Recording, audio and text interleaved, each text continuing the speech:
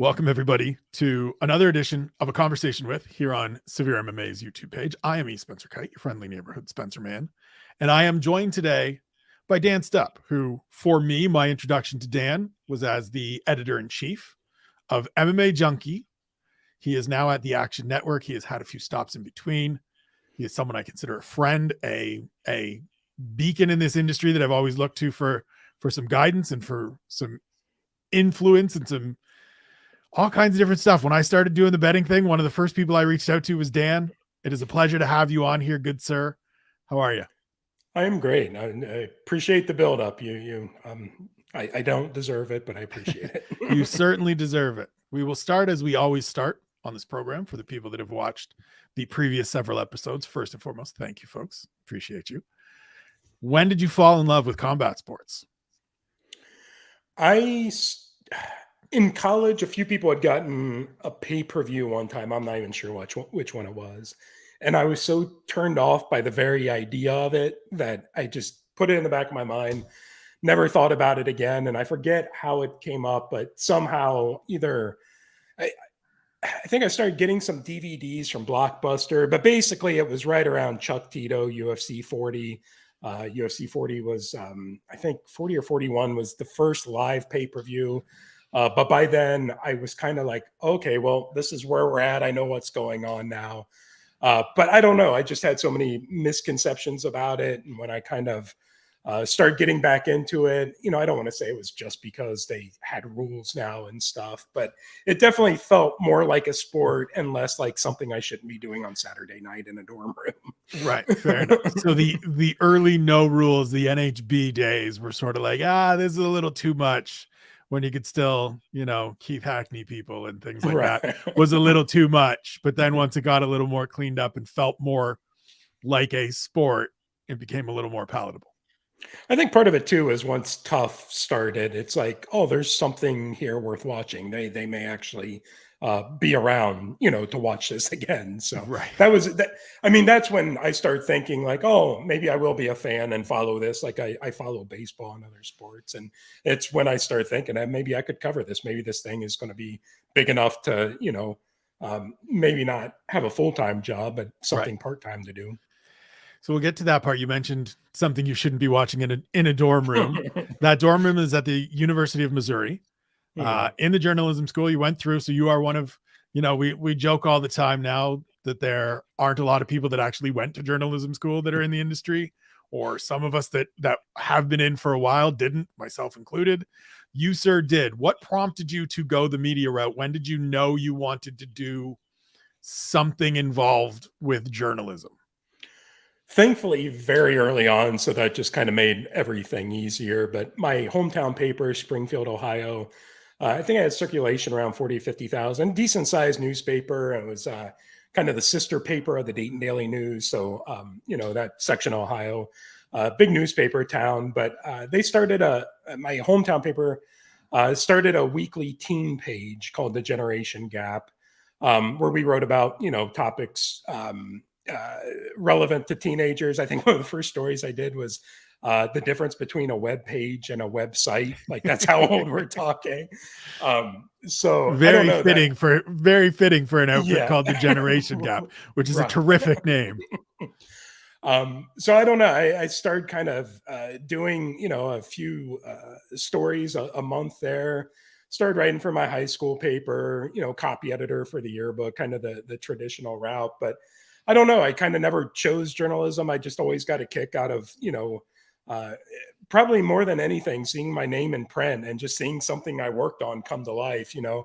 My dad told me early on, he's like, I spent a career, 45 years and have nothing basically to show for it, nothing concrete other than him being like, hey, you see those stadium lights? My company, built those. So I don't know. I always got kind of a kick out of that gratification, but I don't know, just kind of being part of the story and helping people tell their stories. The older I got, the more I really appreciated that part of it.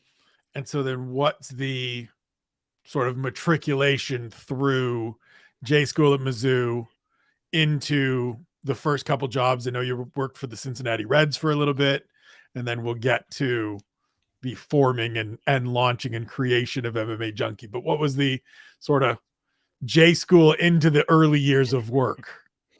I think kind of within a year or two at Mizzou. And, I went there because they have one of the best journalism schools in the country. At the time, you could argue it was definitely the best. People would still argue it's the best. But I was going to say, we're going to get people from Newhouse screaming at us and right. people from Northwestern I Medill was going School to of say, Journalism getting all mad at us. I went to Mizzou because that was the best journalism school, but also I couldn't afford or get into Northwestern. So right. It was the one I could get into. That sounds like my university experience as well. No, but it's funny. It came down between Mizzou and Ohio State. I was from Ohio, and everybody was a big Buckeye fan in Ohio. If you lived in Ohio, go to Ohio State. But just the way the scholarships worked out, it was actually cheaper to go to Missouri out of state than Ohio State in state.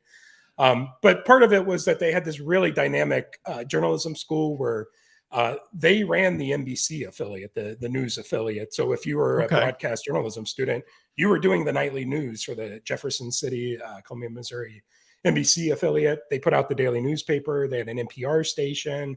They had the city magazine that they put out. So if you went to Mizzou, you could kind of, whatever you wanted to do in the journalism space, you could hit the ground running. And for me, I kind of realized early on that it might be sports. I wasn't a huge sports guy, through school. Played baseball, played golf, but never really considered it much of a career. But started going to the Cincinnati Reds games, and there was just something, I don't know, about walking into the ballpark and the crowd. Same thing I get now, going to an MMA event.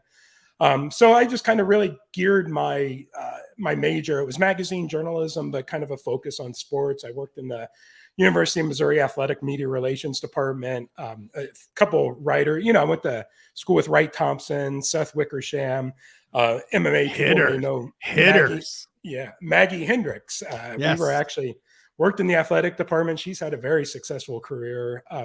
So I don't know. It was just a really neat place. Whatever you wanted to do, you could figure out a way to do it. And for me, that was working for the Cincinnati Reds, my hometown team, and interned there after my junior year. And halfway through my senior year, they called and said, "Hey, can you drop out of school? We got a job for you." Nice. Thankfully, I was so far ahead kind of in my major and stuff. It was pretty easy to finish up my degree. That was going to be the first question. Did you finish? Because I'm sure mom and dad were like, "You're going to do what now?" No, I mean, honestly, I'd set up that last semester where my classes were 2 pass-fail kind of non-major courses. Right. A week-long bartending course that was worth 3 credit. I mean, I had basically phoned it in that final semester. Yeah, listen, kids, that's the way to do it. That is 100%. If you have to, here are the rules. Final semester, phone it in and have as much fun because it's the. But work hard so you can do that. Yeah, work hard so you can do it. Get to a point where it's feasible, and if you have to be on campus for summer semester, don't pretend like you're going to be up for the 8 o'clock classes. Take the bartending class at 3 Yeah, that's the only advice I can give you from my experience. You mentioned going to school with some hitters there. Did Wright Thompson sound the way he does now and present the way he does now as a gravelly voice, like he had drank all of the whiskey in Tennessee, even at that age? No, it's funny. I see him on TV now, and it's like, that's exactly what the dude looked like when he was 18 or 19 years old. Right. Sounded exactly like a big booming voice. But awesome. I worked in the athletic department, kind of media relations. I would travel with the baseball team sometimes, which is really cool, going out to Pepperdine and Malibu and stuff.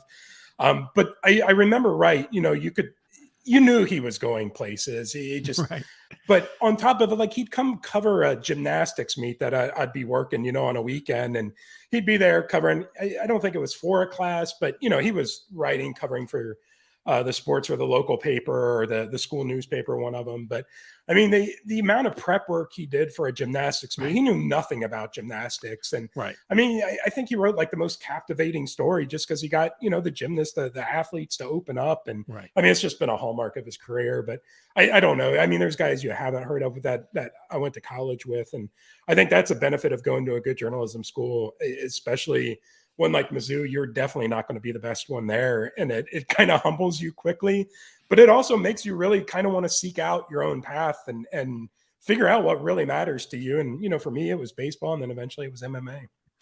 Yeah. So how did MMA become that? Because you mentioned going to work for the Reds. It's a pretty sweet gig for a kid that grew up liking baseball, playing baseball, get to be working for the hometown team.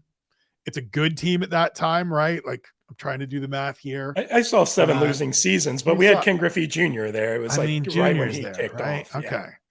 So, I mean, how does it go from working for the Reds to, I know it wasn't immediate all in on Junkie, but how does MMA Junkie come about? What's the origin, I guess, or the genesis of it? And then we'll get into how it grows and becomes the juggernaut that it was. I think a key is to find a job that doesn't pay you hardly any money and has you work 90 hours a week. Because when you start your own thing doing that, it really doesn't seem that difficult. But no, I mean, I loved working for the Reds. I got to publish 2 books working there, working with Tom Browning, a former Reds pitcher. Reds Hall of Fame weekend, my job was to hang out with the Reds Hall of Famers in the booth and watch it in the suite and watch a game. Ken Griffey Jr. was in our fantasy baseball league. Like you said, I mean, that's pretty sweet. If you're a baseball fan and you get to go hang out with Barry Larkin and Sean Casey before a game, and Mark McGuire's in town, so you get to go down there and see him and stuff. Like, I mean, it's intoxicating, you know, as a kid who grew up, and we were talking junk wax era baseball cards. Right. And I mean, baseball was my life growing up. So no, it was a great job, but I made nothing. I worked all the time. I worked for Major League Baseball as my part-time job, doing live scoring of the games, you know, that you go on MLB.com and see the pitch by pitch at bats. Like, I was the one logging all that. I'd work a 9 or 10 hour day, go over to the ballpark, work another 5 or 6 hours logging pitches. And it just wears you down. But I don't know. I kind of realized I had a future there. I think, I knew kind of the key executives there. I was making a name for myself. And I really enjoyed it, other than the long hours and getting run into the ground. But I just realized I wasn't going to, get rich working there. I wasn't going to kind of be able to do my own thing. I did some writing, a lot of writing for the publications and website and stuff, but, it's something a lot of MMA people face. And you're not going to be taken, as a baseball guy, it was really hard to be taken seriously working for the team. You're a PR guy, and I realized, I'd spent a lot of time. Yeah, I know. I tried to couch that very carefully. No, we're good. We're good. We'll get into it. And there's no couching needed here, Dan. Let fly. Thankfully, journalism's changed where, I don't know if thankfully was the right word, but, it's a million conflicts now that you have to work through in journalism. Right. But I don't know. I kind of wanted to do my own thing too. MMA was starting to take off. I was really enjoying getting the events, but more than that, I just kind of looked around. It was SureDog, MMA Weekly, maybe Full Contact Fighter. And, Josh Gross was around, and Greg Savage and the guys from Weekly and stuff. But I kind of looked and realized, I was like, there's opportunity here, to cover this like a real sport. Take an inverted pyramid AP style approach to covering MMA. And, I was doing 1,000 page views within 5 or 6 days. It just was the right topic at the right time, the right approach. I don't think I could ever replicate something like that again. It's just, it was kind of the perfect storm of stuff, but I worked my ass off. I didn't take a day off for 5 years working there. John Morgan, was kind of our first hire. I started the company with a guy named Eric Foster and Tom Cummins. Their specialty, respectively, was kind of IT, web development, and the marketing advertising. So definitely the guys I needed to kind of help get it off the ground. I was just kind of a journalism guy, editor guy. But then, we brought in John Morgan, Steve Sievert, and it just kept growing and taking off. And, we went from when I started the website to 12 UFC events a year, to now doing, 40, 45, but just getting to 20 and 24, I remember thinking like, oh God, how am I going to keep up with this? Right. And that was before Elite XC and Strike Force and IFL and all those other ones started popping up. But no, I know that was a very long-winded answer to your question. No, I appreciate the thoroughness. Just want to do my own thing. And thankfully just the absolute perfect thing came along. Well, and I think for a lot of people, and myself included, that's sort of the way in or the impetus for all of us, right? My thing was similar. I looked around and was like, I think I could do this. I like this sport. I'm doing it a little bit here and there on the side. Why don't I just go all in on it? What was the actual timeline? Like, when did MMAJunkie.com officially launch? I launched October 2006, and by the end of October 2006, within a week or two, I was working 2 full-time jobs, trying to do both within the Reds front office. Which, thankfully, I moved from creative services to consumer marketing, and I talked to my boss, who was the head of business development. I was like, "Look, I'm going to put cards on the table. I'm kind of doing 2 things right now." He's like, "As long as you do this job, I don't care when you work. I don't care if I never see you during the week. I don't care if you're here working midnight to get stuff done. As long as the job gets done, do what you need to do." And that really kind of saved my ass and, made it all possible. So I did that for, I think, almost about a year. And then in August is when I left the Reds full time, and then woke up that next morning and realized, oh, this really needs to work, and haven't had a good night's sleep since then. So, right. You mentioned John Morgan being sort of one of the first hires and one of the first people in the door. You may not be able to answer this. This may have to be something that I have to go directly to the source for. But how does John Morgan travel as much as he does, work as much as he does, enjoy frosty beverages as much as he does, and still make it all work? Because I've been on the road with John. I've done the frosty beverage thing with John. I'm good for, I haven't been on the road in 6 years. And I think 1 week would just lay me out. And there's John every week, front row in the blue shirt. I don't think people also don't realize just everything behind the scenes he's doing, like setting up work schedule, setting up his travel, checking in with PR to make sure when his flight arrives at 2:15 that he's going to be able to get into the media day at 2:45. It's insane what he does. And it's not even the time and the effort and the motivation and just committing to it. Like physically covering 20 to 30 MMA events a year for 4 or 5 years, and staying up all night on a Saturday to travel home on a Sunday and start again on Monday morning on 4 hours of sleep in 2 days. Like it physically just crushed me. Like it literally ruined my health. Like I was in the hospital a couple of times. I've got back issues now that I'm working through.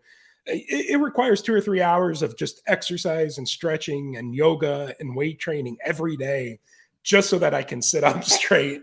And it was airplanes and hotels and being 300 pounds and just in terrible shape. And I was miserable during that time. And the fact that John can do it with a smile on his face and work as hard as he does. Love it as much as he does still to this day. I would try to take him off the road to give him a break, and it would piss him off. He'd be like, "No, I know I just did Toronto to Abu Dhabi to Phoenix, but I'm ready to go to Fargo next weekend." Like, that guy's fucking crazy. Right. Like, there should have been a point where he was playing the trump cards of like, I'm only going to the big shows. I'm only going to the good cities where I can get good food, or go to I don't want to go to Fargo. I'm not going to. They did a South Dakota at some point. I think it was Sioux Falls. I'm not doing Sioux Falls on a Thursday for Mike Chiesa and I think that was Tony Ferguson and Lando Veneta, if I remember correctly. I'm not doing that one. And John probably had his hand up like, let's go. Oh, not only will he do it, he wants to do it, and he's pissed if he doesn't get to do it. It makes no sense. Like, I don't understand how he just and can do it with such a great attitude. Like, for sure. We traveled together probably a year or two, even splitting hotel rooms. And that was when I could only get credentialed through the Dayton Daily News, and he could only get credentialed through the Dallas Morning News. Right. So we would go to cover a UFC event for MMA Junkie under Dayton Daily, because their PR staff was stupid at the time. But and he just kept such a positive attitude during the whole in that point of my life. Like, it was exciting. It was fun traveling. It was cool building a business that we eventually sold off and stuff. But in a lot of ways, I was miserable those years just because I was so run down. That's his oxygen. That's how he lives. It's crazy. I don't get it. And there's a few guys like him on the road who do that. I see Amy Kaplan at a lot of events, and obviously the ESPN guys. And I don't understand how they do it. It's taken years off their lives, so make sure you thank them for their service. Yeah, please. As much as we're laughing and having some smiles here, like, this really is, like, if you've never done it, if you've never even just gone and tried to sit through one UFC event live, it's challenging. It's hard. I talked about it with Anik when he was on here last week, of like doing the call for a show, and the work that goes into it, and the running that he does, and the physical conditioning he does to be capable of doing it. The same, we as media should be doing the same shit, because we're sitting there just as long, and we're sitting on the flights, and we're sitting at media day and all of that stuff. Most of us don't do it, and it kicks the shit out of you. It just, there's most events when I come back the next 3 or 4 days, I'm just bagged. I usually get a cold. I usually am actually like in bed sick for 3 or 4 days. So the schedule you guys kept, and the schedule John continues to keep, as you said, give them their flowers, give them their love. It is hard work. It's not just, there's worse ways to make a living. Don't get me wrong. 100%. We're not mining coal here. Like, this isn't, we're not working in factories or anything, but we got to give the due where it's due. You mentioned in there, until you sold it off. What's sort of the timeline for Junkie of just like the growth and development of it? Because you said you were getting 1,000 page views within a couple of weeks. It felt like, for me, when I got in, as I did, you guys were already established. Like, it was already, this is where I need to go to see what I need to be talking about, to see who's important, to get a lot of my insights. What was sort of the trajectory of it, and how, as the guy that started it, what's it like to be like, holy shit, my baby's just all grown up now? I think initially there was a lot of that kind of feeling like a poser, because I did, it was right after Tough, and I was like, I don't want anyone calling me a tough noob, even though like Tough is kind of what solidified my fandom. Like, and then also just kind of like feeling like an imposter, not really coming from journalism background, having worked in Major League Baseball for 5 or 6 years and kind of working on the team side, the PR side. And then now I'm butting heads with the UFC PR. And it's like, I've kind of been on the other side of this, but I was never assholes like this. Like, that was the difference. And I don't know. I think kind of probably within a week or two, I was like, there's something here, and I remember going to see my folks over Thanksgiving. I guess it had been about a month by then. And I don't even remember what the story was, but I was like, oh, I'm going to go downstairs. I just want to get this story posted real quick. And I don't know. I think it was right then, kind of sitting in the basement by myself while all the family was upstairs eating pumpkin pie, that I was like,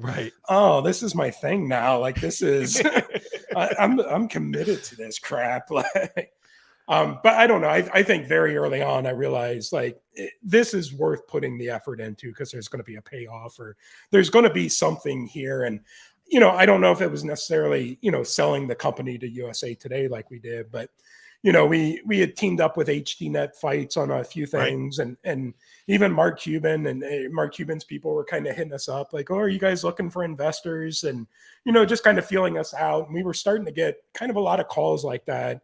We had a lot of managers hitting us up like, hey, do you guys want, interviews? We'd really like coming to you. You're the website we read. So, and I think we got a lot of credibility with the fighters early on like that too. And part of that was, I think it was maybe less than a year, we started partnering with Tag Radio, which became MMA Junkie Radio with George and Goes. But they just had so many fighters coming on their show. And then we were recapping the stories for Junkie. The fighters would see that, they were reading it. Then they started hitting us up like, hey, here's my number if you need to do an interview. I got a fight coming up. Then it was just, fighters and managers and PR people just kind of, hey, I like this website. I heard about this fight. This is my source. Give me a call. I'll tell you all about it. And so we started breaking news, and then, I don't know, it just kind of snowballed. And really, thankfully, there wasn't much competition, Sure Dog Weekly and us, and, kind of everybody did their own thing, had their own contacts. And, I hate competition like that. I love today that it's a little more friendly. I think it was a little more cutthroat back there, but kind of in a fun way. But Yahoo Sports brought us on as a partner early on. So again, just kind of everything kept falling into place to make me think like this is worth doing. There may be something here. And then how did the partnership and eventual like sale, and we don't have to get into the actual like financials and all of that stuff, because that's none of my goddamn business, come to be with USA Today? Because like, even for me, and I've told this to people that don't necessarily understand USA Today. USA Today is the exact same paper you get where you are everywhere around the world. And when MMA Junkie's in there, it's in there everywhere around the world. How did that partnership come up to begin with, and that interest from them come up to begin with? And then what led you to say, this is maybe time to step away from ownership and just work here for these guys for a little bit? Yeah, it kind of started. They had like an advertising, but they had been hitting us up for, I don't know, 6 months, a year. Like, hey, join our advertising program. Whatever you're making now, we're going to split 50-50, but you're still going to come out way ahead because we've got these blue chip sponsors. And it really was kind of the perfect time, because that's when like every video game release, every movie release, every fringe alcoholic drink, Mickey's malt liquor, like everybody was trying to reach the young male demo. And thankfully USA Today, which was kind of a dinosaur of a company, I started as kind of this new media company, quickly kind of just became outdated, but they had the foresight to start this USA Today sports division, and it was very digital. I think it was even called the Digital Group at one time. But we were one of their main kind of advertising partners. I'm trying to remember some of the other sites that were in that network. Sam Kaplan's site, 5 Ounces of Pain. I think if you remember them, I think they were in it. Remember them? I wrote it. 5 Ounces of Pain. Okay, come on, there now. You go. I made stops everywhere when I was starting. I think Fight Linker may have been one of those. I mean, the Cage Potato may have been in the network, but obviously they were seeing the appeal of MMA. I think USA Today very early on realized that there may be some benefit to the just niche sports that draw in young male demo. Right. So we started having a lot of advertising companies hit us up that wanted to broker our deals. And I think and then that's kind of when it led into, well, would you guys be open to selling at some point, or selling equity, or taking on partners and stuff? And I think at that point I was kind of ready to move on with my life financially. Like, I wanted my payday. I wanted to get a house. And I realized we kind of took it as far as we were going to take it with kind of our team. And at that time, ownership, was me, Tom, and Eric, who started the company. John, who was basically a founder, he came on from the get-go. He owned a small piece of it. I think George owned a small piece of it. So we all talked and, realized, the timing was right. We saw other websites selling, for a lot of money. It seemed like the market was right for it. But kind of beyond that, we talked to maybe 4 or 5 companies seriously. We even talked to a couple of fight promotions, a couple of TV channels that kind of saw the synergy of it. But a lot of them really kind of scared me, because I didn't want that whole PR thing. I didn't want to be working for, say, an HBO or an HDNet Fights and trying to cover what we're also producing. And I hated that. So in a lot of ways, USA Today kind of had all the right stuff, including, hey, we want to buy you guys. We want to blow it up. We want to bring on some more people. We want to expand the travel budget. We want to get into video. So that's actually when we brought on like Steven Morocco, Ben Folks, a little down the line, Mike Bond, Matt Erickson, kind of all those guys. So I don't know, kind of a lot of the headaches we were having growing USA Today was going to take care of it. And out of all the partners that we were, or potential sales that we were looking at, they seemed to offer the most, not only for kind of us, the shareholders, but, also the other full-time employees who didn't have equity. And then obviously we could bring in, some big names to really take it to the next level. What's it like, starting this little thing as maybe, as you said, right, find a job that you work your ass off at that doesn't pay anything, to being a job that you then say, here you go. Here's the keys to the building. I'll take this here check and go stick it in the bank. You're still going to do the work. You were still at Junkie. You stayed there for a while, but like the responsibility of it being on your shoulders is now not there. What's that feeling like? What were those first, reactions, couple days as the deal goes through? Was there a call with all the owners and everybody screaming and losing their shit? Were mom and dad super excited? Like, what was the feeling of that? It's such a long process. Like, to sell a company kind of like we did for the amount of money we did, like there's a lot of due diligence. And, running Junkie was 80, 100 hours a week. Like no joke. Like I'd get up at 5 a.m. and go to bed at 11 o'clock at night. Yep. And just close my eyes and be like, at least no one can bother me for 6 hours. Right. Like this is fantastic. Right. And then to add on all this, just this paperwork and due diligence and going through all our traffic stats. And thankfully Eric and Tom handled a lot of that. But I mean, there was just so much accounting of everything that we had to get on paper before we sold. So I don't know that by the time we sold and kind of got our first check and signed the paperwork in LA, it was 11/11/11. So it was obviously easy to remember that sales day, but like, I was just so glad for it to be over. And I thought it would be just the ultimate sense of relief now that we're with this bigger company and have all these resources. And when stuff goes wrong, I have someone to go to, but they bought us before they were ready for us. I think like every pay-per-view night for like 7 or 8 months, we would crash and go down for 3 or 4 hours. And I couldn't get a hold of anybody within this corporation to get us back online. No one's picking up. There's just no system in place. So I don't know.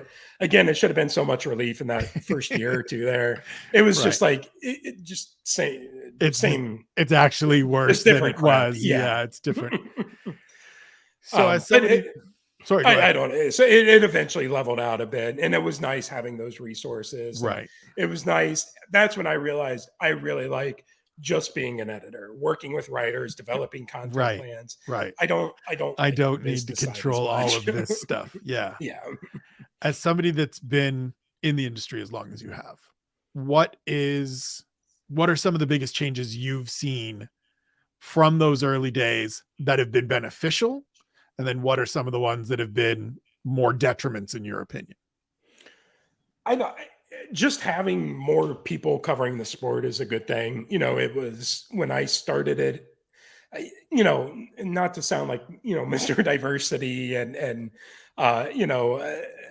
saying the right things, but like, it really is nice to have different voices in this sport because 100%, 10 years, it was white dude, which, being a white dude, obviously that appealed to me. Like it makes it easy, but I don't know. And even just different white dude, when I kind of got introduced to Jordan, from Sherdog, like he thinks differently. Some of the hardcore people who train, Jack Slack, a guy like that popping up on the scene, just people covering the sport in different ways, blast from the past. I forget how it came up. Do you remember a guy named Aaron True? I do.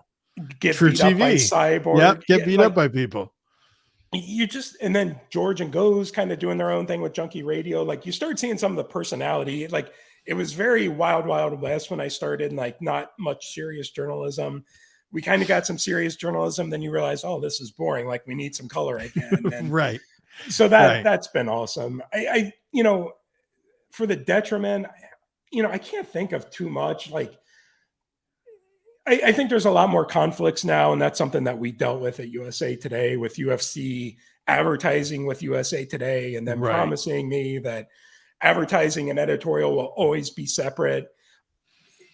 People will tell you that, just know they're full of shit. Like, no matter if anyone ever says editorial is going to be insulated, I have heard that in my career 4 or 5 times. Don't believe it. Like the moment they say insulated, run, or just know that your idea of insulation is not their idea of insulation.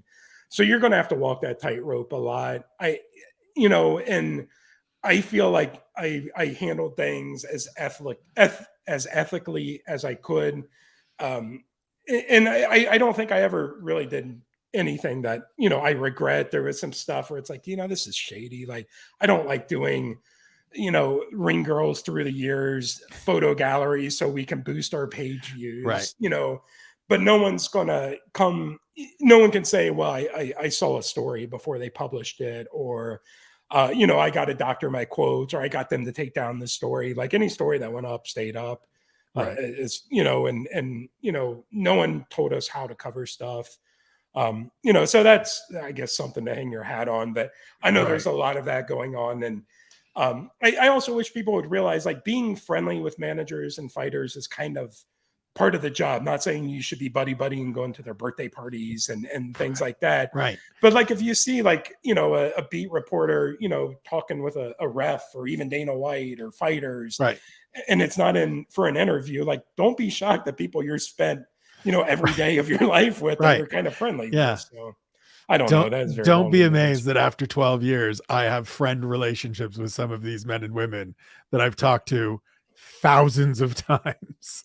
But I think we all know too, like, the only time I wrote a Rich Franklin story was for The Athletic. And it was kind of writing it from the perspective of someone who followed his career, because for sure, he was very instrumental to my career. Because, when I started Junkie, I also started doing a weekly MMA column for the Dayton Daily News. And it was kind of one of the few in the country that really took, like, where we had a weekly MMA column in a newspaper, which was a big deal. But part of that was that Ohio was kind of a hotbed with Rich Franklin, and Matt Hamill was getting big, Dustin Hazlett, George Urgell. We had a lot of guys kind of popping up, and it was new and exciting. So it made sense. But, Rich gave me a lot of credibility that I probably didn't deserve right away, just by giving me interviews and exclusives and kind of vouching for me to other fighters and stuff. So, I try to, like, I wouldn't do a strict story now unless I kind of divulge that relationship. Right. But it's getting harder and harder to do that, because you're always going to have these interactions with fighters. Like, you're going to be on a podcast with them together. You're going to work on this thing together. You're going to be on a panel on this together. You're going to have them on your podcast that isn't part of your news coverage. And I don't know. I think the good ones know how to handle it. And I hope the younger ones are getting some good guidance from folks like us who have walked that minefield through the years. Well, and I also hope that the people on the outside looking in understand the differences and the nuance that goes on within all of these angles and avenues and paths, because it's not as cut and dry as you're in the bag for that guy and you're just propaganda. And, it's not all state-run media. We are allowed to be friends with these people, but still cover them objectively and have relationships with them and still speak frankly and honestly and objectively about them. And it's a challenge, but as you said, the good ones do it. And I think you can see, without getting into names and picking people out, you can see who does it well and who continues to do it the right way. We'll skip off MMA for a little bit here. You mentioned, as we were getting on air, your folks brought some stuff over. You were a baseball loving young man like myself. I believe we are very similar in age. They brought over the junk wax baseball cards. We had a little laugh as we were coming on of the thousands of dollars that you and I combined probably wasted on junk wax cards that we just didn't know they were going to be more than just junk. Have you gone through the collection at all? Have you looked through at some of the terrible 80s haircuts, some of the, oh my God, this is in here and it's in horrible condition? Because I see sports cards now and it's like all these box breaking videos. And as soon as the card comes out of the pack, it goes into the sleeve and then it's into the case. And then it's like, man, we used to line these things up against the wall at school and fling them at him. And if you knocked it over, you got to keep that card. And little did I know that that's Brett Hull's rookie card and it's going to be worth X number of whatever. Have you gone through them yet? How much money is in there that you've wasted? I have found some really cool apps where you can kind of scan your card and it creates a digital collection. And then also, apparently now you value them by looking at the most recent eBay sales. Like that's the gold standard. Apparently Beckett Monthly is not the gold standard anymore. Who knew? Jeez. God, I used to love getting a Beckett. I know. And then that's the thing. Like it is, the past week has been so much freaking fun going back through all my old stuff. I found a box of 87 Fleer wax packs that I had not opened. The Barry Bonds, the Will Clark. Yeah. I pulled in my fourth pack. I had a full box of them. I was like, I'm going to go ahead and open them.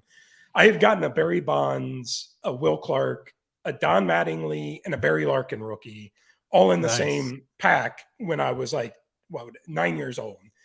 And I remember thinking, like, if anyone asked me my baseball card collecting story, that is my story, that I got those four guys in one pack. And for the time, I mean, that was the $40 Will Clark card. That was the card. And then the Barry Bonds started gaining value. The pack that I just pulled had a Will Clark and Barry Bonds in it, like perfect condition and stuff.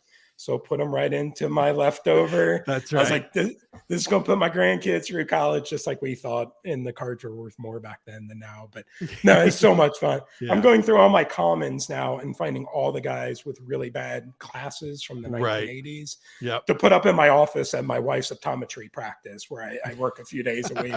So that's just going to be my background. It's just all junk wax with the great, all the Kent Tekulves with the Chris bad Sabo, glasses. Mookie, yeah.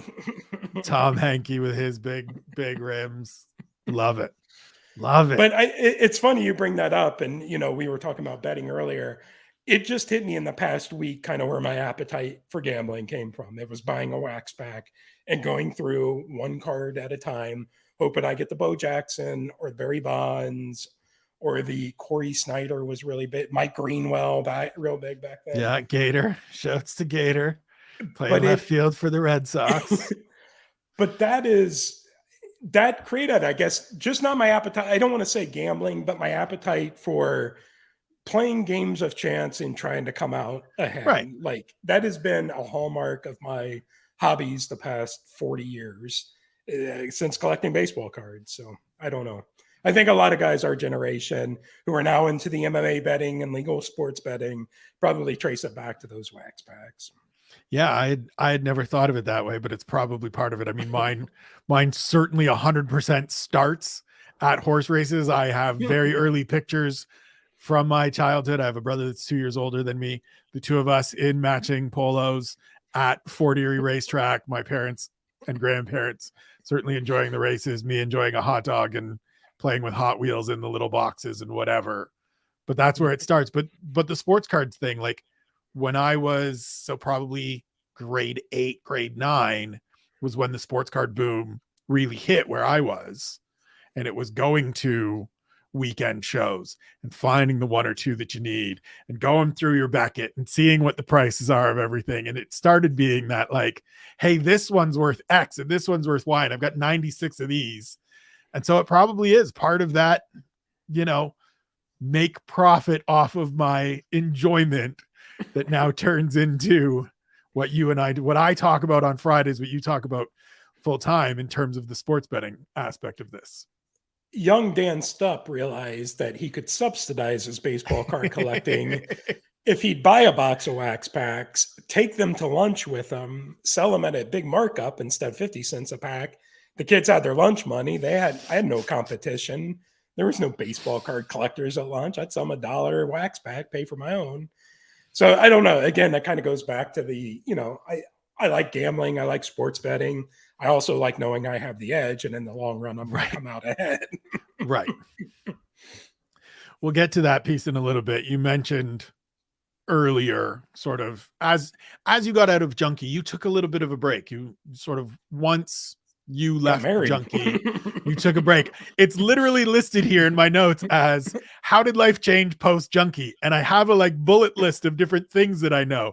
So it was like moved, met a lady and got married, then went on to do some other work. So run me through sort of that break of not working in the industry and what it was like for you to just kind of, I would imagine, fucking exhale.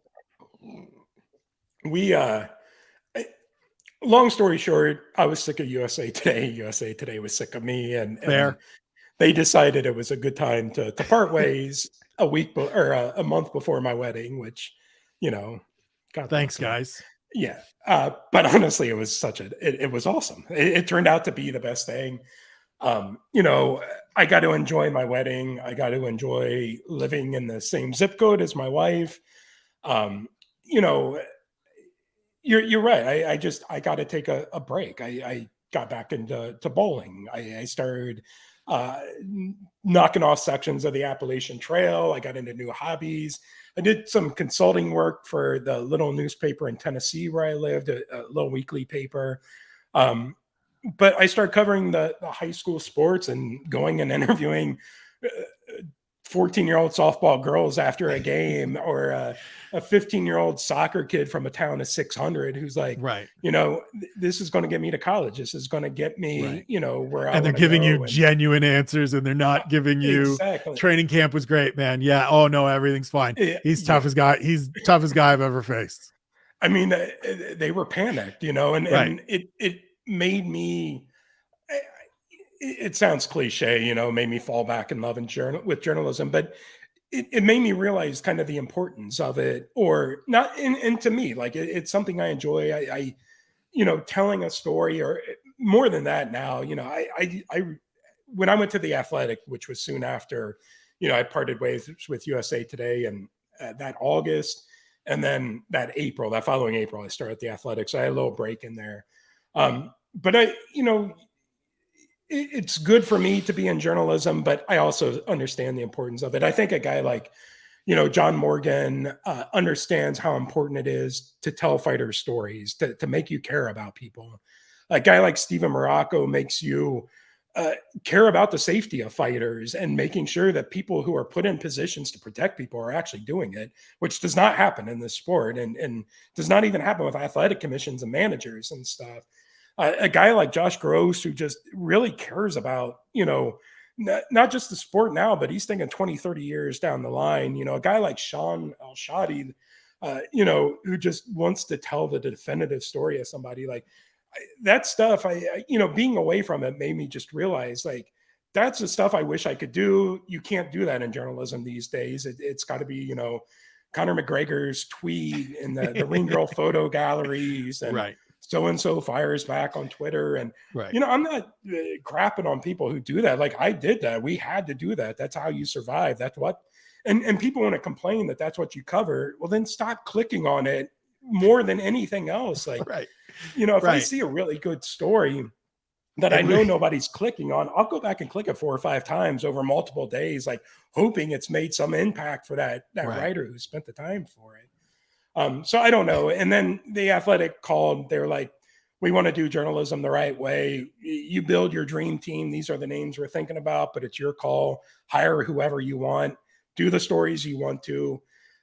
I'm like, how, you know, I was doing 15, 20 stories a day for Junkie. What are we looking at? They're like, I don't care if you don't have any stories that day, like put out good content. And it just seems so foreign that you could have a job like that.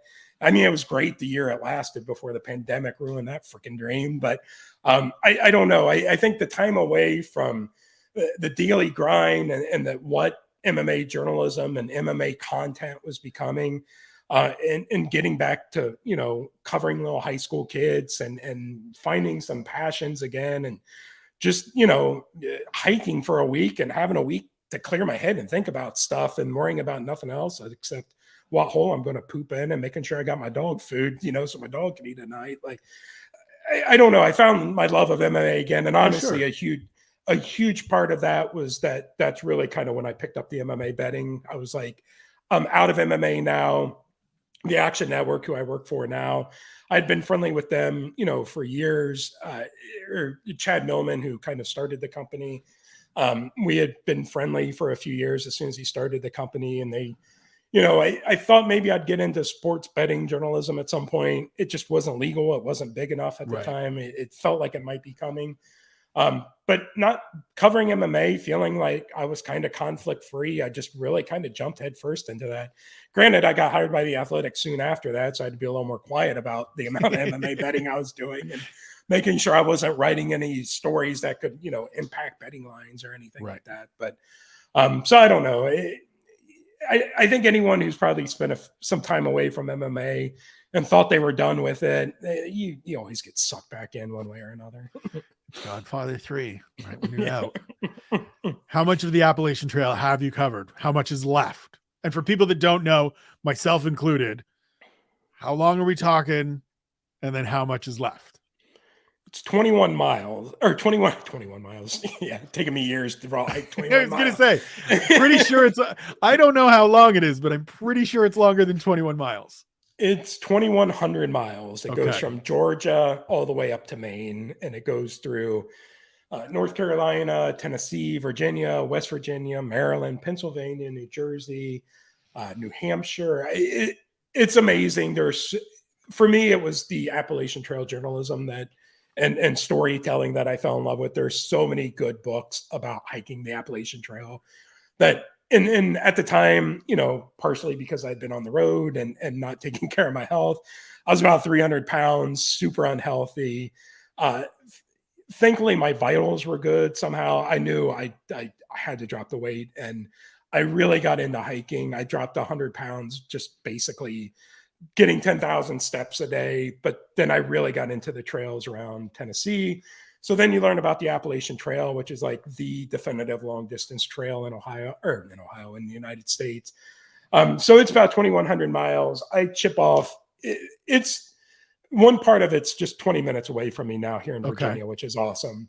So I've basically done the 200 miles, the 100 miles north of me, the 100 miles south of me.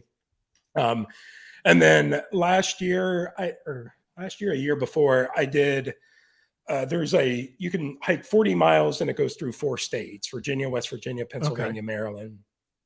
So I did an overnight hike and did those 40 miles. So the cool thing is, you want to hike mountains, you're going to be by mountains. You want to hike by lakes, you're going to be by lakes. You go through old tunnels. I don't know. I could talk about the Appalachian Trail forever. It is amazing. If anyone has seen the movie or heard of it, A Walk in the Woods by Bryson, go read that book. There's a movie, Nick Nolte's in it. Yep.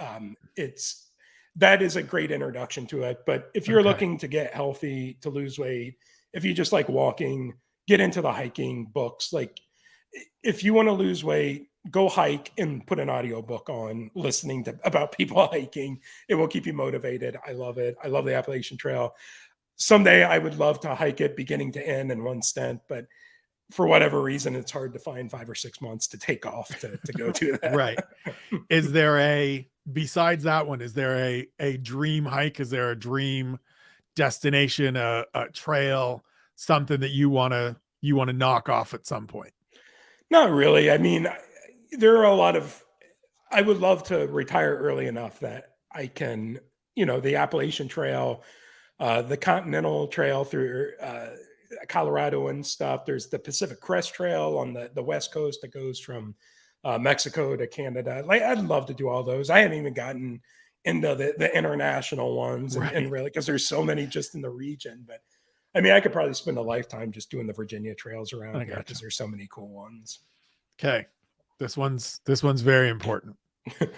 Talk to me about this pizza oven and why I need to convince my wife to let me get one. Because I see the IG posts and I know that when you went away at some point, or various points when you've gone away, the pizza oven comes with you. So if the pizza oven goes on the road trip, that tells me this is an important piece of household equipment. Sell me on this pizza oven and let me convince my wife to get one. I have the Uni Coda. They make a few different, basically kind of portable, but almost like tabletop pizza ovens that can get up to 900, 1,000 degrees. Okay. If you want to know why certain pizzas taste very good, like why restaurant pizzeria pizzas taste so good, it's usually because they can get their ovens very, very hot, which your home oven, you can maybe get to 550, 575. Right. You can maybe put a baking stone in it and heat it up a little more. But if you want to cook a kick-ass pizza in 60 seconds, you need a high temperature, high flour, the 00 flour you're going to use for your crust. But I don't know. My wife got me that for Christmas 2 years ago. And you talking about an investment that's paid off for both her and me. Right. It is awesome. No, it's great whenever we have guests. That's what you do. It's a fun meal. Everybody makes your own pizza. Yeah. The problem with that is now, hey, when you come visit, do you think you can get the pizza oven in the back of the car and bring a table and all the toppings? And, they only take 60 seconds. It can't be that hard, but it's getting the dough done 2 days ahead of time and stuff. Right. But, no, Matt Erickson, I think, was talking about getting one after he saw all my posts. And if you subscribe to all the Uni Pizza Instagrams and stuff, like my feed is just nothing but delicious pizza. So pizza is a very big part of my life now. Trying to work the calories into my daily budget's a bit of a challenge. Right. I can make a kick-ass, high-protein, regular flour pizza for under 900 calories, which to me is I will save my calories all day for that. So if we're not counting calories though, what is Oh. the dream Dan Stupp? Like what are the toppings? What are we talking? If it's just, let's say it's deathbed, it's last meal, they're walking you down to old Sparky. What are the topping choices? What are we doing? I mean, my go-to is probably, I like a sweeter sauce. I'm from Ohio. Okay. We have something called Dayton style pizza, which is thin crust cut into squares with a salted crust. I make a version of that. But a lot of them, Casano's Pizza, Donato's Pizza, if you've heard of them, around Ohio, they have a slightly sweeter sauce. My sauce, both the homemade and store-bought, I lean toward the sweeter side. Shred my own cheese. That's very important because there's preservatives on the outside of most shredded cheese, and it'll affect your melt. Hormel makes a new cup and crisp pepperonis, the kind that flip up and get the little burnt edges, which is fantastic. Sausage, you need crumbly sausage. You don't want to do links or any of that crap. So anyway, I could talk pizza forever too. I make a good garlic butter crust pizza, nice. Kind of a white version. My wife has tried all kinds of stuff. We've developed a very good s'mores pizza. Basically, you just put on all the stuff afterward. It doesn't actually go in the oven. But good dessert pizza is a must. Oh, the barbecue chicken pizza with the barbecue sauce, the pulled pork, the crispy onions, all right, the cheddar. Yeah, I'm getting one of these. No, we're gonna figure this out. We're gonna get one. I am not a foodie at all, but like most men have their barbecues, I have my pizza oven, and my mouth is watering. It's 2 years later, and my mouth is still watering. Fair. I also know that as you mentioned, you moved into the same state as your wife. You got married, all of those things. Very recently, you built a house. And now when I say you built a house, I don't mean your own hands. I put up all of the everything. You did what my wife and I did as well. I put up some blinds today. It's the same thing. Yeah. You bought your dream. You bought your home and went through the process of we're building a home. Now that you're in it, what's the one thing that you had added that was like, I need to have this in? And what's the one thing that in hindsight you wish you had added? For the wife, it was the heated floors in the bathrooms, which I get the appeal of it. I will sit butt ass naked on those warm floors when it's cold out, and it feels so. The dog loves it. Just we all love it. I don't know. For me, really, it was having dedicated gym space. I've got my own gym in the basement. I am not a big weightlifting gym guy, but I do a lot of running. I hit the treadmill. I've got the back problems that I have to spend an hour a day on. It is just nice having a dedicated space with a big ass TV to put all the games on when I'm working out. Like that's kind of my office at this point. I don't know, the screened in deck. I had that in Tennessee where I used to live. I lived on a lake out in the middle of nowhere in the woods. Bald eagles flying. You lived in you're underselling this. I've seen pictures. I have friends that have been to that particular piece of land. You lived in paradise, good sir. After I sold MMA Junkie, I was so burnt out. I was like, I just want peace and quiet. And we went to this lake growing up. It was the vacation spot. My dad, for 50 years, thought he was going to be laid off any day now. So you can imagine the stress that guy carried for 50 years. And it was the only time where he was lighter when he was there. He unplugged, he relaxed, he was a different guy. So I just always associated that with a stress-free environment. But part of that was having the screened in deck year round. You can just be outside. Like first thing in the morning, you walk out there, you breathe in some air, you see the sky, you see the sun, you instantly wake up. I actually read that it's better than coffee, just getting outside and seeing the sky, something in your brain. And it works. But anyway, I don't know. Just we've got kind of some woods behind us, just nature, close to hiking trails. Just I don't know. In this city is perfect. A city of 5,000 or 6,000 people is perfect for me. I don't want any bigger. I don't want any smaller. I've lived in Cincinnati. I've lived in a town with 500 people. Like this is perfect size. College town. Yeah, it's awesome. Anything in hindsight that isn't in the house. So when we did our townhouse, one of the things we could add on was air conditioning. My wife and I, neither of I are big air conditioning people. We like having the windows open. We like the breezes, all of these things. So we were like, no, we don't need it. And then went through 5 consecutive, this is the hottest summer in the history of Abbotsford. And there was no way to get a cross breeze in our house because our windows were just on edges. So we looked back and were like, we really should have just spent that 10 grand and put the goddamn air conditioning in. Is there anything like that yet where you're like, we probably should have just put the hot tub in, or we should have gotten the dual freezer or the something, anything yet? Or is the house still perfect? My wife is a very frugal, she's an eye doctor, so she obviously makes a pretty good living and has never really treated herself to anything. But there were a few things that she got, and we decided, if we want it, we're going to splurge this time. We're probably going to die in this house, so we might as well make it like we want. But there was one thing that I was like, I can't justify the expense, and it was digging out the basement floor so that the ceiling would be high enough so that I could put in a golf simulator. Okay. Like I am already regretting it because I've got the gym down there. We've got the the tabletop shuffleboard. We've got that down there, bumper pool table. Like, it is the definitive, it is the basement I always wanted. So if I can make you feel better at all, I have a friend in town who has had a simulator that he has been trying to set up in his garage for predating my moving here and knowing him. So he has friends, our friend group, a bunch of them have known each other since high school. So we're talking close to 30 years now. And it's been at least 10 that Kyle has been trying to get this thing up and running, and it never works. And so maybe it was okay to not dig out the floors to make it tall enough to be able to have the golf simulator. Well, initially I wanted to put a bowling lane in the basement because I went to a guy's house one time who had 2 bowling lanes in his basement.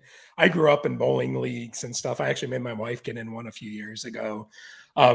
I love bowling. And then you realize the cost of putting a bowling alley in your basement and a golf simulator for a couple of $1,000 seems like but you need that ceiling height. We didn't have that. And my wife, for whatever reason, wouldn't let us take a jackhammer to the new basement floor. So fair enough. Probably a good call. We'll circle it back to the sports gambling. You mentioned earlier that the wax packs were probably a little bit of that initial. What was the draw for you though when it became sort of career-wise? Like you mentioned, you knew the guys at Action Network for a long time. It was a thing that once you were away from it, you were able to get into it a little bit more. What is it about it for you that makes that piece of it kind of make MMA pop a little bit more? Yeah, kind of like you said, going back to the wax cards, I've kind of always had that bug. And, out of college, I was doing basic strategy blackjack at online casinos, basically hustling bonuses where they give you a $500 bonus. I play basic strategy blackjack. I'd maybe have 400 at the end of it to show for it, on average. I don't know. It was just kind of like a hustler kind of in the gambling space. And then when the poker boom took off, I was grinding low limit tables, still a pretty decent poker player now because of that. And you didn't even have to be that great. Yeah, Just read a book or two on basic strategy and you could clean up back in the day. And then that just kind of led to sports betting. Gorgeous George Garcia from Junkie Radio was, kind of helped guide me into that. I was kind of looking to get started, but man, it was a Wild West when I got started. It wasn't that long ago, maybe 6-7 years ago. I had to MoneyGram money to someone I didn't know in Panama or Ecuador to fund my offshore account because there were no legal sports books. But Chad Millman, he's the chief content officer for Action Network and used to be editorial director for ESPN.com and ESPN the magazine. He wrote a book called The Odds, kind of a winner of college basketball betting in Vegas with some various folks. And he knew, I think, that he was among those group who realized, early adopter of sports betting, knew that there's a good chance that this is going to become legal sooner rather than later.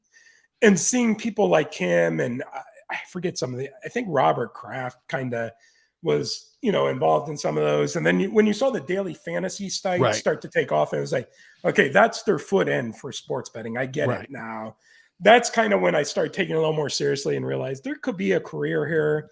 And what better way to learn this career than do a bunch of gambling, So I don't know. I started kind of learning how to read odds, your trend betting and why it can work and can't work. And then, that got into, how people build models and find value. And, I don't know. It's just kind of something new to learn. I like learning new stuff that can literally pay off. I like learning skills that you can make money with one way or another. So I don't know. I think, once I saw DraftKings, that I think we all remember that one winner where every other commercial on a TV was DraftKings or FanDuel for daily fantasy. Yeah. And I was like, this is what sports betting is going to be. Right. And then 3 or 4 years from now, this is what online casinos is going to be. And, kind of like MMA, I was like, I'm not going to be first here, but I can be specialized. And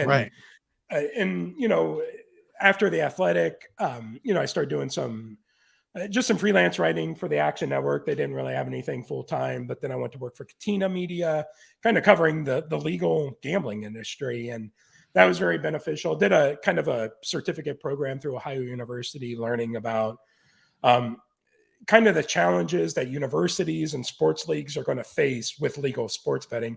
Funny enough, all the stuff in that class is exactly. I was just going to say it's on my list. Clearly, these things are in the news right now. So what are some of those challenges?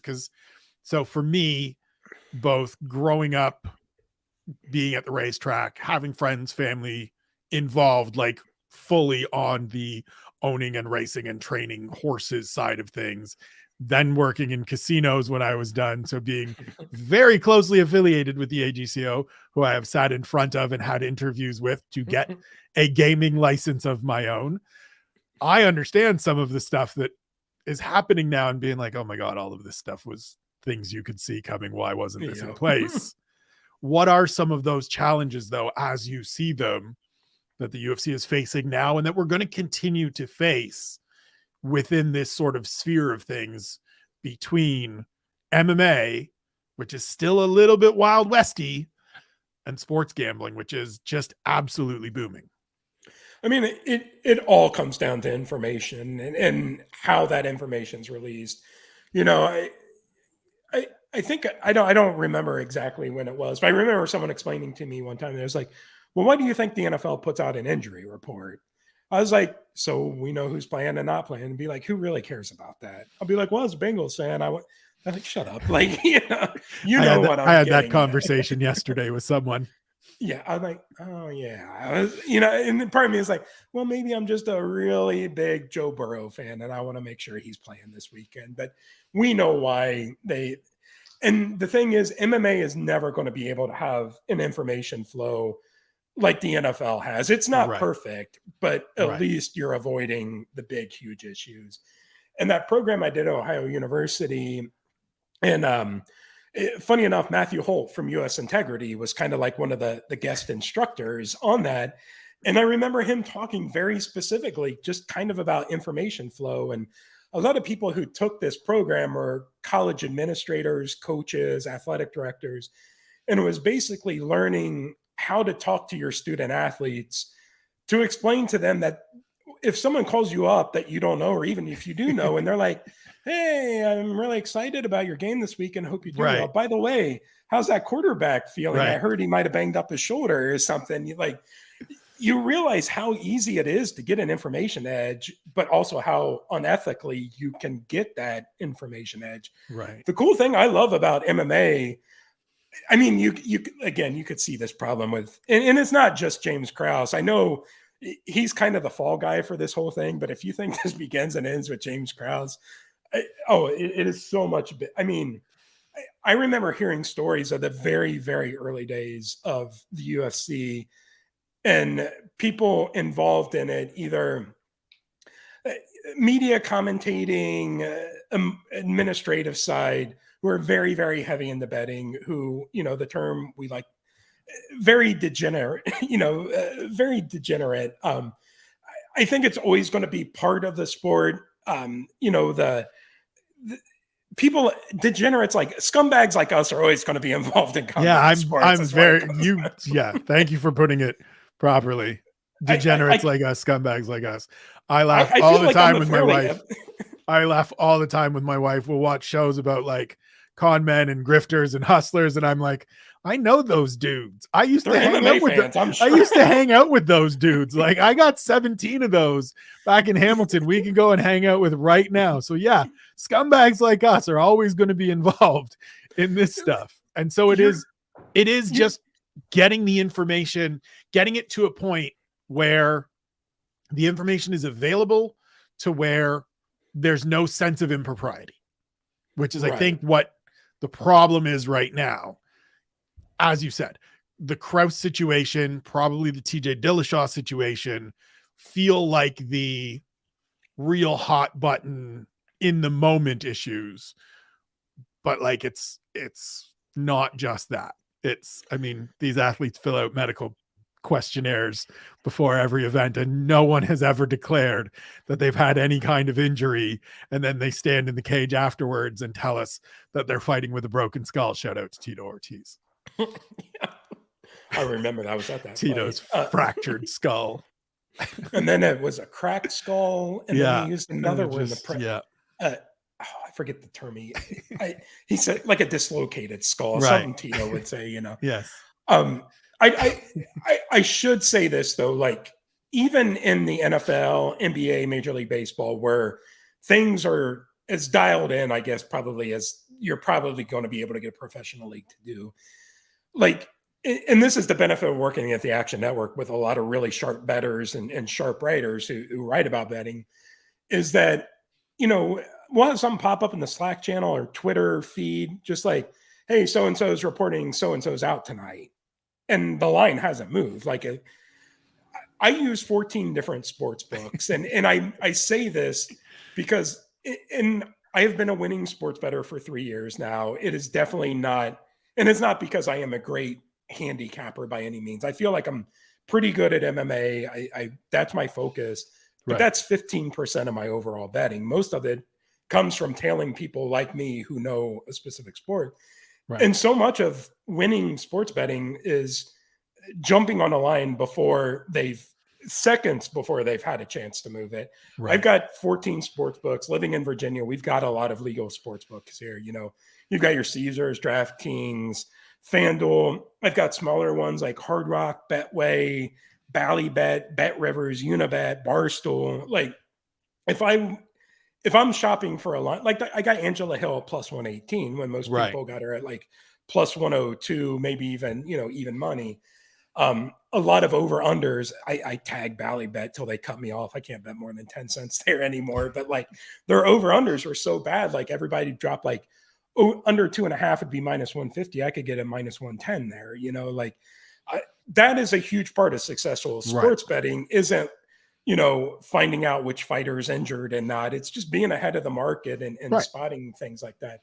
But if you do want to play that information game, you don't have to do anything unethical or illegal. Like follow John Morgan and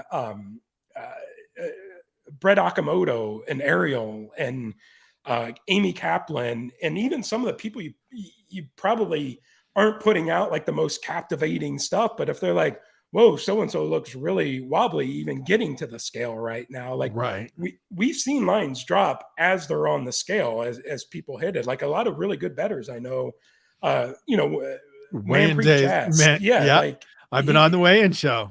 Yeah, exactly. Like, and then, I wish I placed a bet on, what was it? I forget exactly how I approached the Holtzman-Guida fight, but it's like, if I had known Holtzman, this was basically a retirement fight for him.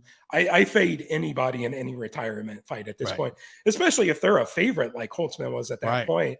And I was sold on him kind of being the favorite or there being value if you could get him at like minus 150. And then like on fight day, I was like, I follow this sport closely. How am I just now hearing that he was talking? Like hitting a retirement a few days ago. I was like, that is a major fail on my part, but that's usually like, it's nothing more than that. Like you start to learn kind of what clicks and, a guy being out for a year when he's 29 years old can be a very good thing. A guy who's out for a year or two when he's 41 years old and comes back, like, I'm not touching that bet. Like, Right. you learn that through a few years of betting on MMA, but you can pick up so much actionable stuff just by following your Twitter feed and see what's going on with fighters' lives and stuff. So, anyway, I'm sorry. I didn't know. I just rambled so much. Listen, as always, that's what this show, the impetus for this show was that I wanted to just sit down and have long conversations with people that I'm interested in. And so this is about subjects that I'm interested in. We are right in the wheelhouse here. We'll get you out of here on a few sort of more quick hitters. If you can remember one, what's the best underdog pick or play you've had? Let's just go the last 2 years so that it's through the pandemic. Let's go through the pandemic. What's the best pandemic play cash? We don't need the numbers, but just the like, I was dialed in on this one and we got it. This is what sucks about my betting style. Like this year across all sports, I'm going to have 13,000 bets. And MMA, like an average MMA night, like most good handicappers, and I understand why I have 4 to 6 bets. I think a lot of good guys fall into that. And I used to do that. And then I realized a lot of my hunches, I was like, that would have cashed, that would have cashed. I was like, screw it, I'm just gonna kind of play them all. Like I use a very small unit scale. Like a lot of people go 1 to 5 units. I go basically 1 to 2 units, and I do a lot of quarters, halves, 3/4 plays. Like I don't like being exposed too much on any specific bet. So I don't know, like I'll have 15 or 20 bets, and I honestly can't even really think of one right now. Like fair enough. I have hit, I think for me, it's more, I love hitting like even a minus 150 when everyone's like, all that value is completely gone, or like a plus 120 that, his opponent's at minus 120 and gets bet up to 200. And I was like, that was the other guy was the right side from the get-go. And I know I'm getting so much value right now. I love bets like that. There were a couple of Tyron Woodley fights for and against him that I kind of made a lot of money. Fading Ben Askren, fading MMA fighters and boxing fights has been very profitable over the years. Even though as I'm placing the bet, I didn't do a whole feels lot. Like a conflict of interest betting against Mizzou guys at that. Mizzou guys at that. Jesus. That was horrible. Go Tigers.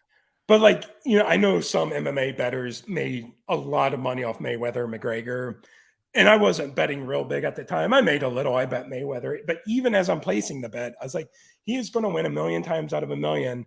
And I still feel like McGregor has a chance here. It's like you have to break yourself of that. Yes. And I don't know. I, as you can tell, I very much enjoy MMA betting. It made me kind of find my love of MMA again, because going through the storylines and learning more about the fighters, more often than not, I kind of wish I didn't learn what I had learned, or I didn't need to learn their views on women's rights or immigration or female fights. Even like the more I learn, usually the more disappointed I am. But the more I get into MMA betting and learn about fighters, kind of from a betting perspective, like it's all good. Like you can use that stuff. So I think that's all actionable. Yeah. So maybe this one and this, if you have an answer for this will resonate to all us degenerates. And even just the phrasing of the question will make sense to scumbag bettors like you and I and the people we associate with. What's the best bad beat that you've had in the last couple of years? What's the one that just is like, yeah, that was a real kick in the balls, and man, that was good. Because mine was last week. Because mine was Wonder Boy and Kevin Holland. Because I've got cash on Wonder Boy winning, cash on that money line. Barely got the 3.5 over, but had the 4.5 over and had the decision. And I was like, Kevin Holland's going to just gut out this final 5 minutes. Wonder Boy doesn't have the juice to put him out. He's 40 years old. He's going to get through these. And Kevin Holland just finally was like, fuck it. My hand's too broken. I'm out. I was trying to find it. We do the prop squad at Action Network, and I thought it would it's an excellent piece. Everybody go and read it. I will retweet it every week. I thought it would be fun. It also has a 20% ROI. In sports betting long term, if you can, as a pro bettor, if you can make 1 to 3%, like, you are doing fantastic. Right. In very niche sports, you can do 5, 10, maybe 12%, like some MMA bettors do. My MMA for the past 3 years has been 7.5%. I feel like it's not sustainable. I feel like I've gotten very lucky there. But our prop squad picks are at 20% ROI now, over 100 picks. And I know it's very up and down because we're intentionally choosing long shot bets. Right. But if they balance out in the long run, I forget who it was just a month or two ago. I had a 3rd round stoppage at 35 to 1. And I forget who they were gurgling. Like, you could see the bubbles coming out, and I didn't get. And it just, I was like, man, I could have done the prop squad for another year and been profitable if we just hit that one bet. This is why at the end of every show I do my like big parlay. So I'll parlay all my main card picks, my prelim card picks, and then the full card. And the full card's always some just ridiculous number at 1/10 of a unit, and it pays some astronomical number that if we hit it, we're good for 2 years. Like, we're like, I'm still playing dollar DraftKings daily fantasy MMA from 2 years ago where I finished first in a pool because it's just, you're good. Now it's house money for the rest. This is it. So yeah, that is, I knew this is the mark. When you can pull the best bad beat, the good bad beat, that's when you know you're in. I love it. But the thing I love about Prop Squad is even when we're missing, like, more often than not, it's like we had the right read there. Like, that's what's exciting. Like, we had a few this past weekend. Liam Heslin hit his first one. I forget who it was, but there were like 3 or 4 others. I was like, damn, we were this close to go like 4 or 6 on big time prop bets. Yeah. But I don't know. I think, and you've probably done enough MMA betting at this point where it gets to the point, it's like, even if you lose that bet, but you had the right read, like, and that's the benefit of me playing like 12 to 20 bets instead of 3 or 4. If you have 3 or 4 bets and that was your premium prime pick and you read it completely right, and the guy takes a, sometimes delivers an illegal knee or clash of the heads or just gets caught or whatever.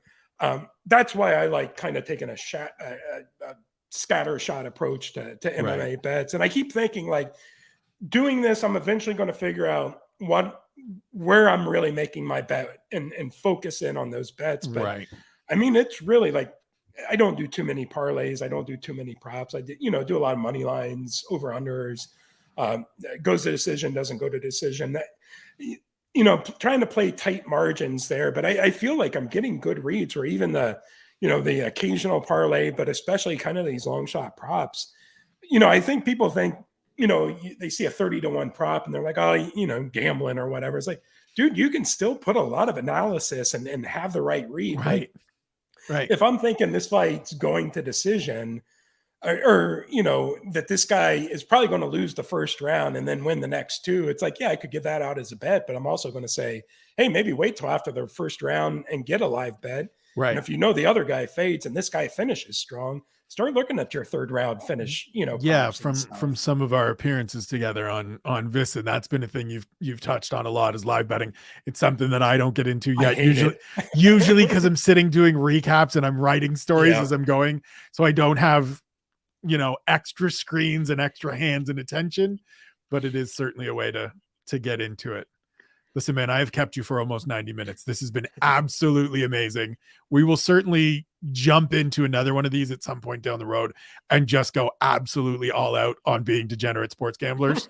Before I let you go, though, plug the sponsors, tell people where to follow you so that they can get this information and more from yourself and the rest of the Action Network crew.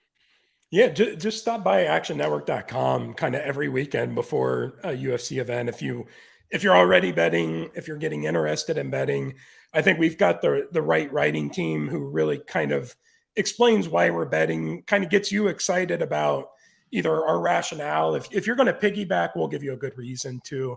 And also, it's a fun group. Like, I love kind of hanging out on Twitter, with you and Manpreet and Clint McLean and Dan Tom And those guys who are good analysts, but just fun guys, you know, who break down fights in a very interesting way. No egos, but, you know, very successful with what they do. So come by Action Network, check out our picks. The big thing, download the Action Network app. You can track your MMA bets in there live. It'll show you how much you've won and lost for the day. It'll even project out based on how the games are going, how much you're likely to win or lose second by second. It is awesome. I love the company I work for because I was a big consumer of all their products before I went to work with them. I want to make MMA the showcase sport within this. I mean, we'll never compete with the NFL and then college football and stuff, but our bosses at the Action Network are seeing the impact we're making with MMA. And I really think over the next year, we're going to be doing some really cool stuff there. Come check us out at the Action Network. Follow me on Twitter at Dan Stupp. It's a great group. It is a great app. He is a great guest. Dan, I thank you for being here. Everybody, thank you for watching. Follow him at Dan Stupp. Follow me at Spencer Kyte. Follow Severe MMA. Sign up for the Patreon, SevereMMA.com/pints. It costs you $5 and it's tons of great content. We will be back next week with another special guest. But until then, thank you for watching.